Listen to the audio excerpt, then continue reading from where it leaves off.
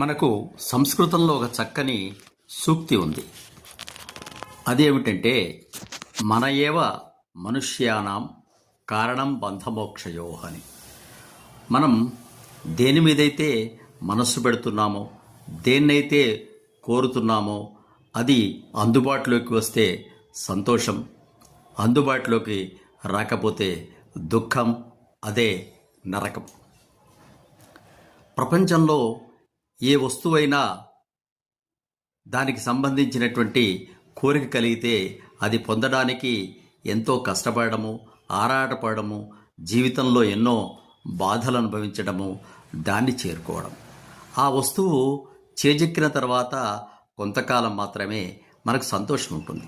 ఆ వస్తువుకి ఏదైనా జరిగితే మనకు దుఃఖం కలుగుతుంది. అందుకోసమే బుద్ధుడన్నాడు, అన్ని దుఃఖాలకు మూలం కోరిక అని. కాబట్టి కోరిక ఉండడం తప్పులేదు.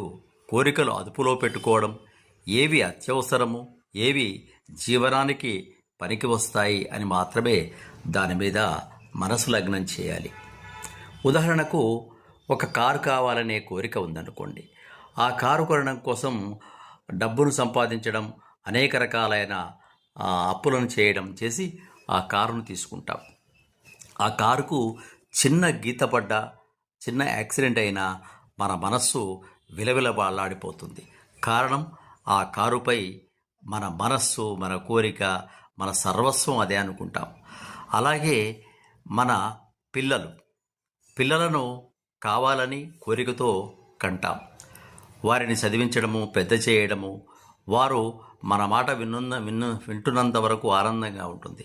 వినని పరిస్థితిలో మరీ దుఃఖమే. అందుకోసమే సంతానం ఫాలోడ్ బై సంతాపం అని కూడా మనకు తెలియజేస్తున్నారు.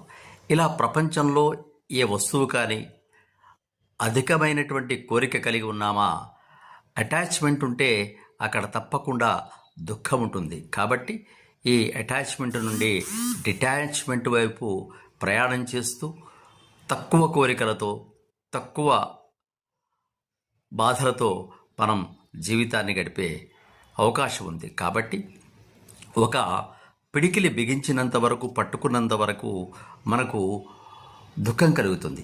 ఒక కూజాలో పప్పులు తీసుకోవడానికి కోతి చేయి పెట్టి పప్పును పట్టుకోవడానికి ప్రయత్నం చేసి పైకి చేయి తీస్తుంది, కానీ ఆ చెయ్యి రాదు. కానీ ఆ పప్పులు వదిలిపెట్టగానే చెయ్యికి మోక్షం కలుగుతుంది. అలాగే కోరికలను, వాటిని, మనస్సును తగ్గించుకోవడం మంచిది.